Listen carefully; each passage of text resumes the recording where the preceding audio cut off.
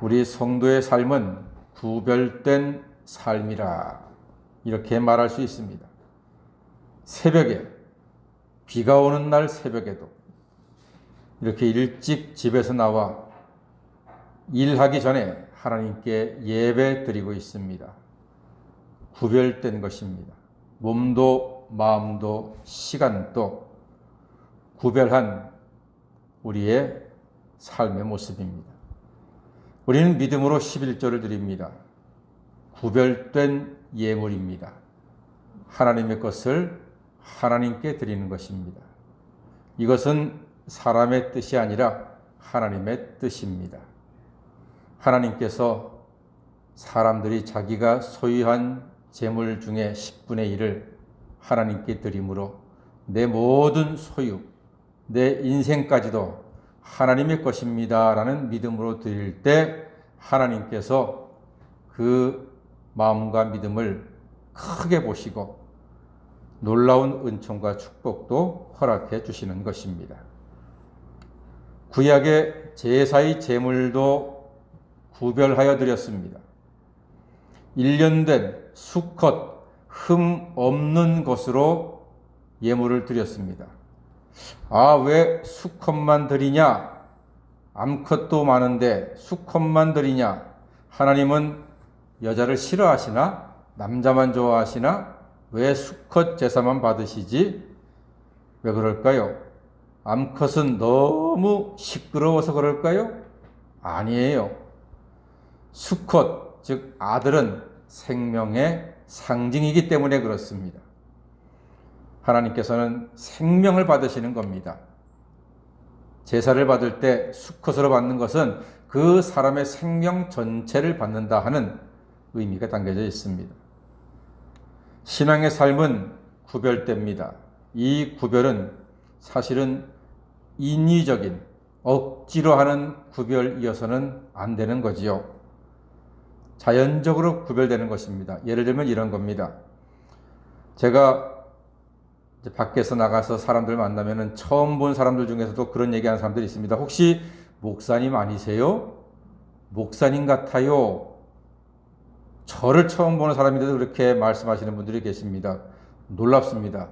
왜냐하면 저는 티를 내는 목사가 아니기 때문이에요.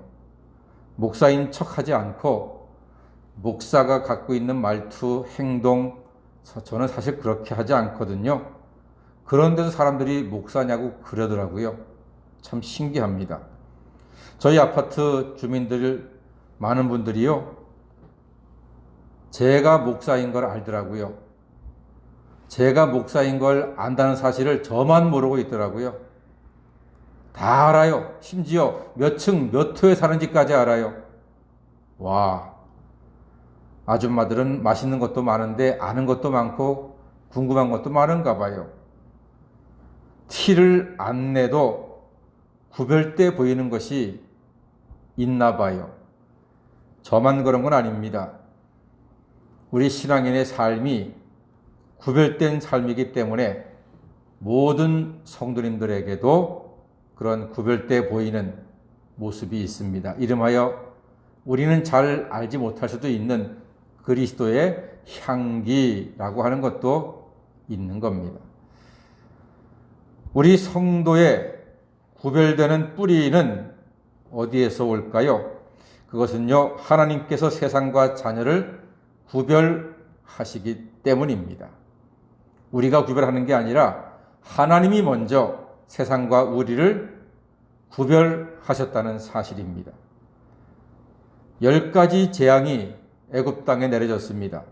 10가지 재앙. 이거 하나하나 정말 엄청난 재앙, 천재지변에 해당하는 무시무시한 재앙들입니다. 왜 그 10가지 재앙이 세상에 내려졌습니까? 누구를 위해서 하나님이 재앙을 보내신 것입니까? 이스라엘이 하나님께 예배 드리는 길을 만들기 위해서입니다. 하나님이 적극적으로 애국과 이스라엘을 구별하셨습니다. 예를 들어서 우박의 재앙과 흑암의 재앙, 온 애굽 땅이 우박으로 가득해서 단 하나의 푸릇푸릇한 과일이나 채소나 나뭇잎도 남지 않았습니다. 그런데 이스라엘 백성이 살았던 고센 땅은 우박으로부터 자유했습니다. 그리고 온 애굽 땅의 흑암으로 암흑천지가 되었는데 사흘 동안 고센 땅에는 빛이 있었다고 했습니다. 하나님이요 이렇게 구별하십니다. 그러니까 하나님이 구별하시니까 우리 그리스도인들은 저절로 구별된 삶을 살 수밖에 없어요. 아니 생각해 보세요. 애굽에는 먹을 게 없는데 우리는 먹을 게 있어. 그럼 우리 얼굴이 죽을 상이에요? 기쁨 상이에요? 저절로 기뻐지는 거예요. 티 내지 않아도. 애굽은 시커먼데 우리는 빛이 있어. 우리가 저절로 노래가 나오고 저절로 기뻐지는 거예요. 자, 이처럼 세상 사람들에게는 예수가 없고 죄사함이 없고 천국이 없고 우리에게는 예수의 피가 있고 그로 말미암아 죄사함과 천국이 있어요. 그럼 우리는 소유가 좀 적어도 능력이 좀 적어도 얼굴에 기쁨이 죽어요? 죽을 상이에요? 기쁨이 충만한 삶을 살게 되는 것입니다. 그래서 그리스도인은 구별될 수밖에 없는 거예요. 이것은 우리가 구별한 것이 아니라 하나님이 그렇게 구별하신 겁니다. 가장 확실한 구별을 하나님께서 오늘 준비하고 계십니다. 5절 말씀 한번 볼까요? 얼마나 무시무시한 죽음인가? 5절과 6절을 읽어보겠습니다. 시작. 애굽 땅에 있는 모든 처음 난 것은 왕위에 앉아있는 바로의 장자로부터 맷돌 뒤에 있는 몸종의 장자와 모든 가축의 처음 난 것까지 죽으리니 애굽 온 땅에 전무후무한 큰 부르짖음이 있으리라. 와, 살벌하지요? 애굽 땅에 있는 모든 존재, 왕으로부터 몸종뿐만이 아니라 짐승의 첫 해에 난 수컷들은 다 죽인다고 했습니다. 하나님은 도대체 왜 이런 무서운 심판을 내리십니까? 7절 말씀 보니까요. 마지막에 이렇게 기록되어 있어요. 애굽 사람과 이스라엘 사이를 구별하는 줄을 너희가 알리라. 뭐 하신다고요? 구별하신다는 겁니다. 구별입니다. 차별이 아닙니다. 구별입니다. 하나님의 재앙의 목적은 예배자가 될 이스라엘을 살리려 하심입니다. 순종하는 자를 살리시려고, 하나님을 경외하는 자를 살리시려고 구별하여 살리시는 하나님의 능력을 우리에게 보여주십니다. 예수님 당시에 핍박 중에 살던 그리스도인들은 신앙을 철저히 감추고 살았습니다.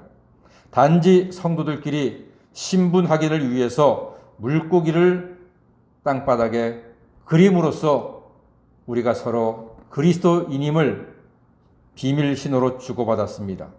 그 물고기를 헬라어로 이크투스라고 합니다. 이 말은 하나하나를 풀면은 예수 그리스도 하나님의 아들 구세주라고 하는 것이 물고기의 뜻에 담겨 있는 하나님의 뜻입니다. 우리가 세상에서 확실히 구별되어 하나님의 자녀로 은혜와 축복을 누리는 길은 오직 하나, 예수 그리스도이십니다. 예수님의 십자가 보혈을 믿는 자는 죄사함 받고 하나님의 자녀가 되는 권세를 허락받았습니다. 세상 죄인들은 통곡으로 심판을 받지만 예수님의 보혈의 공로를 믿는 자는 기쁨의 찬송으로 심판의 날을 맞이하게 되는 것입니다. 예수 안에서 다 구별됩니다. 저절로 구별됩니다. 차별이 아닙니다. 누구는 예수 믿지 마시오 하면 차별입니다만 모두 다 예수 믿을 수 있습니다. 죄사함 받을 수 있습니다. 예수로 천국 갈 수 있습니다. 그러므로 예수를 통해서 구별되는 것이지 차별받는 사람은 없는 것입니다. 우리를 죄와 사망과 어둠의 권세로부터 구별하여 하나님의 자녀로 삼으시고 의롭다함과 생명의 빛으로 구별되게 살게 하시는 우리 구주 예수님께 늘 감사와 찬양을 드리는 하나님의 자녀로 살아가시기를 주님의 이름으로 간절히 축원합니다. 아멘. 기도하겠습니다.